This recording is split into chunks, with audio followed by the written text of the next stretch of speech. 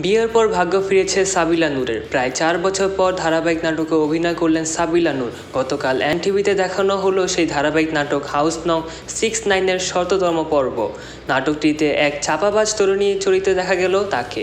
ক্যারিয়ারের 2 বছরের সংসার ও ব্যক্তিগত নানা প্রসঙ্গে কথা বললেন এই অভিনেত্রী।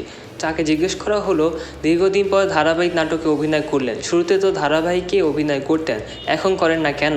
উত্তরে তিনি বলেন, আমি 3-4টি ধারাবাহিকে অভিনয় করেছি, পরে আমাকে টানেনি। ধারাবাহিকের শুটিং, চরিত্র, গেট আপ, সেটের ধারাবাহিকতা ধরে রাখা সম্ভব হয় না, এগুলো এলোমেলো মনে হয়, এইসব কারণেই ধারাবাহিকে অভিনয় আগ্রহ পাইনি। সাবিলাকে প্রশ্ন করা হয়েছিল কেন মনে হলো চাপাবাজ ধরনের চরিত্রটি ফুটিয়ে তুলতে পারবেন। তখন তিনি বলেন, নাটকটির নির্মাতা মাহবুবুর রহমান হিমি বলেছেন আমি চরিত্রটি ফুটিয়ে তুলতে পারবো। তার নির্মাণে অনেকগুলো নাটকে কাজ করেছি, পরে মনে হলো কমেডি চাপাবাজি চরিত্রে দর্শকরা আমাকে ভালোভাবে নেন। আসলে ব্যক্তিগত জীবনে আমি এই চরিত্রের একদম উল্টো।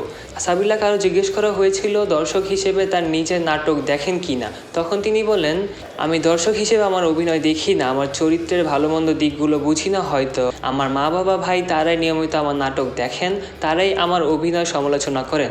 তখন মনে হয় কিছু দৃশ্যে আরও ভালো অভিনয় করতে পারতাম। তবে এই নাটকে অপূর্ব ভাইয়ের অভিনয় আমার কাছে দারুণ লেগেছে। তিনি ছোটোবেলায় মায়ের ইচ্ছেতে 3.5 বছর বয়স থেকে নাচ শিখতেন। তার নাচ করতে খুব ভালো লাগতো, কিন্তু টিভিতে তেমন নাচের অনুষ্ঠান হয় না বলে তাই আগের মতো নাচেন না তিনি। কিন্তু তার ইচ্ছে আছে নিজে একটি নাচের অনুষ্ঠানের আয়োজন করবে। অনেকেই বলেন সাবিলা খুব সহজেই নায়িকা হয়ে গেছে। সে উত্তরে তিনি বলেন, ফেসবুকের কারণে হয়তো কিছুটা প্রিভিলেজ পেয়েছি, কিন্তু অনেকেই মনে করেন সহজেই নায়িকা হইনি। শুরু থেকে আমাকে কম্পিটিশন করতে হয়েছে, এখন অনেক কাজ হচ্ছে। ভালো কাজ করে নিজেকে প্রমাণ করা কঠিন। এত কাজের মধ্যে দর্শকদের পছন্দের তালিকায় থাকা আমার কাছে কঠিন বলে মনে হয়। এই জন্য সবসময় নিজেকে পরিশ্রম করতে হয়েছে। তাকে জিজ্ঞেস করা হয় প্রায় 2 বছর হলো বিয়ে করেছেন, সংসার কেমন চলছে? তখন তিনি জানান, বিয়েটা আমার জন্য আশীর্বাদ হিসেবে কাজ করছে। 2011 সালে কাজ শুরু করার পর আমার মা বাবা ভাই বোন সাপোর্ট করেছেন। এই শেষ 2 বছরে আমার হাজব্যান্ড আমাকে অনেক সাপোর্ট করেছে।